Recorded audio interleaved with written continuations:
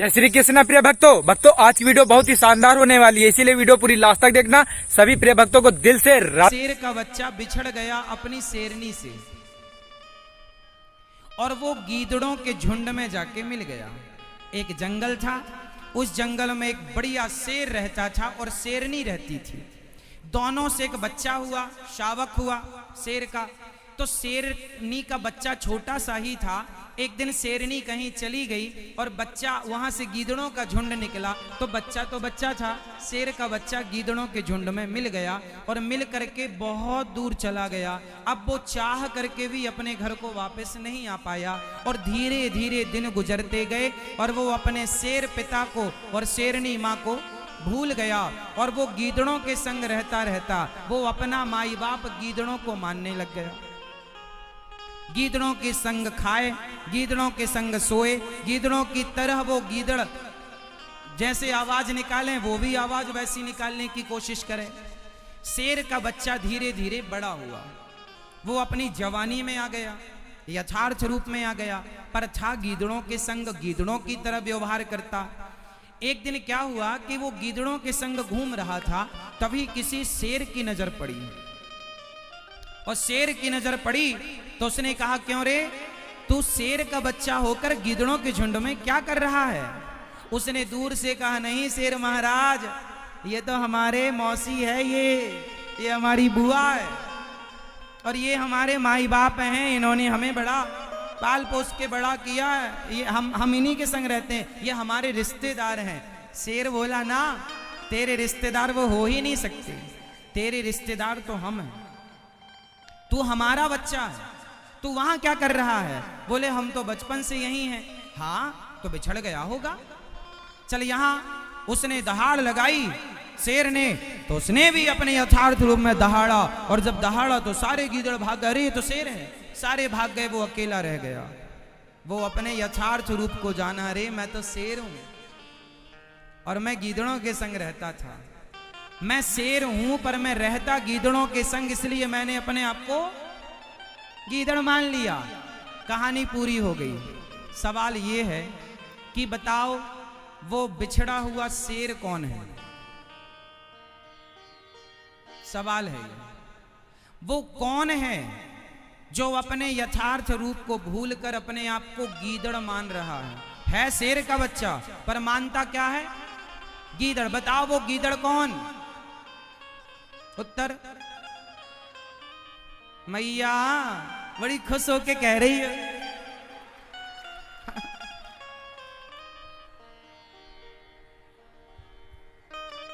बात सच्ची है कि आप सब, हम सब उस ईश्वर की संतान हैं, उस शेर की संतान हैं, लेकिन संसार के गीदड़ों के झुंड में हम अपने आप को गीदड़ मान रहे हैं। कोई ये मानता, कोई वो मानता, कोई ये मानता।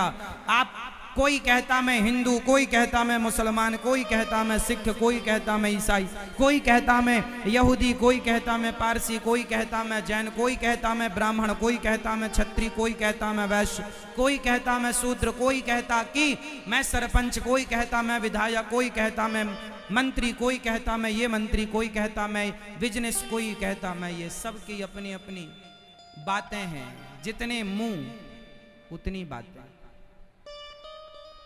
अच्छा ये बताओ, ये जो पानी, जिस पानी में आप लोग बैठे हैं, ये पानी जब आकाश से गिरा था तो क्या ऐसा था जैसा अभी है? उत्तर दो। नहीं। यदि ये पानी की बूंदें गंगा में गिरती तो ये पानी क्या हो जाता? गंगा जल हो जाता। ये पानी यमुना में गिरता तो यमुना जल होता। ये पानी यदि समुद्र में गिरता तो समुद्र का पानी हो जाता। ये पानी यदि सीपी पर गिरता तो मोती हो जाता, है ना? सीपी में गिरता तो मोती हो जाता। ये पानी यदि नाले में गिरा तो नाला हो गया।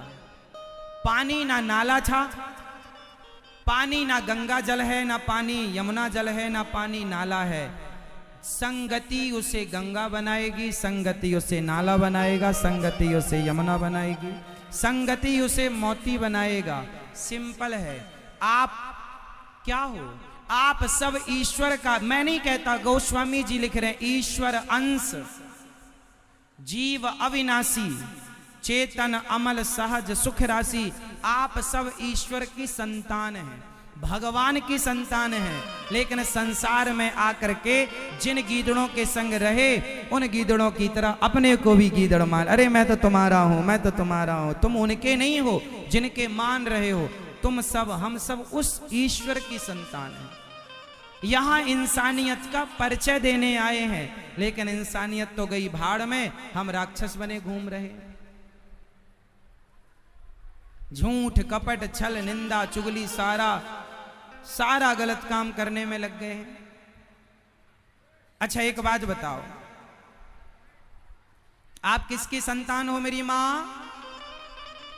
मैया, ओ मेरी प्यारी मां, आप किसकी संतान हो?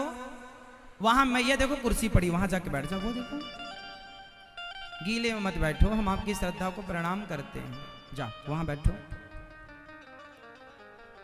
बताओ आप किसकी संतान हैं? जोर से, पर हम मानते किसकी हैं? अच्छा मुझे एक छोटा सा प्रश्न और पूछूंगा मैं आपसे, उत्तर दीजिएगा। आपके बच्चे में, आपके बेटे में, आपके बेटी में आपका शेयर कितने परसेंट है? आपकी बेटी हो या आपका बेटा हो, आपकी बेटी और आपके बेटे में आपका शेयर कितने परसेंट है? कौन बताएगा? कितने परसेंट बताओ? आपकी जो कहते हो ये मेरी बेटी, जो कहते हो ये मेरा बेटा, कितने परसेंट है वो आपका? और आप अपने माँ बाप के कितने परसेंट हो? उत्तर दो, कुछ तो बोलो। मैया, ओ मेरी माँ, कितने परसेंट शेयर है? आप बताओ, आपके बच्चों में आप लोगों का कितने परसेंट शेयर है? कितना? सिर्फ 3%। 1% बाप का और 2% मां का। 1% बाप का शेयर है, 2% मां का, बचा 97%। वो 97% पूरा का पूरा भगवान का शेयर है। अब मैं आपको इसे डीप में समझाता हूं। कैसे? जो बात कहूंगा उसे पूरा आपके खोपड़ी तक पहुंचाऊंगा, समझो। एक पिता का 1% शेयर कैसे है? एक पिता क्या करता है, जब मां गर्भवती होती है ना, तो एक पिता जब मां गर्भवती होती है, गर्भवती होते ही पिता का कार्य पूरा हो गया। एक पिता का क्या योगदान होता है बच्चे में? बताओ। सिर्फ पिता के द्वारा मां के गर्भ में पानी की कुछ बूंदें स्थापित हो जाती हैं, ये पिता का योगदान है। उसके बाद मां के पेट में बच्चा, वहां मां के रज से मिलकर, पिता के तेज को मिलकर, दोनों के एक का रज एक का तेज मिला और बच्चे का निर्माण कार्य मां के पेट में संपन्न हुआ। चूंकि 9 माह हमारा भार मां उठाती है, इसलिए मां का परसेंट 2% शेयर है। टोटल हुआ 3% योगदान मां और बाप का। बाकी पिता ने अपना कार्य पूरा किया, मां ने भी अपना कार्य पूरा किया, दोनों हट गए। उसके बाद पेट के अंदर आगे का पूरा प्रोसेस बताओ, मां निपटाती है कि बाप निपटाता है? उत्तर दो। आगे का पूरा जो कार्यक्रम है, बच्चे का सिर बनेगा, बच्चे की आंख बनेगी, कान बनेगा, पेट बनेगा, पीठ बनेगी, हड्डी बनेगी, नसें बनेंगी, खून बनेगा, और जो नख बनेंगे, बाल बनेंगे, जो भी सिस्टम है वो कौन? तुम्हारी मां लगाने गई थी बाल सिर पर, तुम्हारी मां लगाने गई थी नाखून, हड्डी किसने तैयार की? मां और पिता ने एक प्रोसेस किया, उसके बाद उनका कार्य पूरा हुआ। उसके आगे का पूरा 1 माह में बच्चे का सिर तैयार होता है, 2 माह में बच्चे के हाथ पांव तैयार होते हैं, तीसरे माह में बच्चे का लिंग तैयार होता है, स्त्री और पुरुष के चिन्ह, चौथे महीने में सप्त धातुएं तैयार होती हैं, 5वें महीने से बच्चे को पेट में भूख और प्यास लगने लग जाती है, 6ठे माह से बच्चा पेट में मां के गर्भ में इस तरफ से उस तरफ खिसकने लग जाता है और 7वां माह लगते ही भगवान की स्तुति करने लग जाता है। पेट में उसे सारी याददाश्त आ जाती है कि किस पाप कर्म से वो फिर से गर्भ में आया और स्तुति करता हुआ भगवान से कहता है, प्रभु बड़ा कष्ट है इस माँ के गर्भ में, इतनी सी जगह में आदमी रहता है, स्त्री पुरुष रहते हैं, उल्टा लटका रहता है, पांव ऊपर सिर नीचे रहता है, बड़ा कष्ट ऐसे सिकुड़े पड़ा रहता है। भगवान क्षमा करो, कहाँ तुम नरक में डाल रहे हो। माँ के पेट में मलमूत्र होता है, कई बार वो मुंह में चला जाता है, डॉक्टर कहते हैं गंदा पानी चला गया। वो गंदा पानी एक्चुअली माँ के पेट का मल और मूत्र होता है जो कि बच्चे के पेट में चला जाता है। और ऐसे करते करते 9 माह होते हैं, प्रसव का वेग आता है और बच्चा माँ के गर्भ से निकलकर बाहर आता है। पूरा प्रोसेस जो है माँ बाप के कार्यक्रम के बाद भगवान ने आपकी रचना की। आप इस बात से सहमत हैं या नहीं? बताइए किसका पूरा कार्यक्रम था? तो बताइए क्या भगवान का आप में कोई योगदान नहीं है? जोर से। तो आप कितने % अपनी मां के हो? जोर से। 2%। और कितने % अपने पिता के हो? 1%। और कितने % आप भगवान के हैं? 97% आप भगवान के हैं। इसलिए आप पर आपके बाप से, आपकी मां से ज्यादा अधिकार किसका है? किसका है? इसलिए भगवान जो दे उस खुशी में खुश रहना, क्योंकि आप पर सबसे ज्यादा अधिकार भगवान का है। वो महलों में रखें या झोपड़ी में रखें, हर परिस्थिति में खुश रहना चाहिए। हर स्थिति में भगवान का ध्यान करना चाहिए, भगवत चिंतन करना चाहिए। एक पल के लिए भी भगवान को भूलना नहीं चाहिए। हे नाथ, बोलो हे नाथ, मैं आपको कभी भूलू नहीं। अब भगवान का जन्मोत्सव मनाया गया। श्री वसुदेव जी महाराज, तो आज से आप अपने आप को बंधा हुआ नहीं मानेंगे और सदा हम भगवान के हैं ये मानेंगे। हम पर अधिकार किसका है? अब जब अधिकार है तो वो चाहे सुख में रखें, वो चाहे तेरे फूलों से भी प्यार, तेरे कांटों से भी प्यार। हाँ प्रिय भक्तों, देख ली वीडियो। अगर वीडियो देखने में मजा आई हो तो वीडियो को भैया लाइक करो और फटाफट शेयर कर दो अपने प्रिय दोस्तों को, क्योंकि वो भी तो कुछ सीखें। आप लोग अकेले अकेले सीख रहे हैं और आप ये नहीं चाहते कि आपके जो मित्र हैं, जो भाई हैं, जो बंधु हैं, जो रिश्तेदार हैं, वो भी कुछ नया सीखें। तो अगर जो भक्त ये चाहते हैं तो फटाफट अपने सबको शेयर कर दो। और हाँ, इस वीडियो पे मुझे चाहिए 1000 लाइक। मैं कमेंट में राधे राधे तो लिखवाता ही हूँ, पर इस वीडियो में मैं आप लोगों से कहता हूँ कि 1000 लाइक चाहिए तो चाहिए मुझे। प्रिय भक्तों, साथ ही साथ मैं आप लोगों से आज एक बहुत ही बढ़िया बात करने वाला हूँ।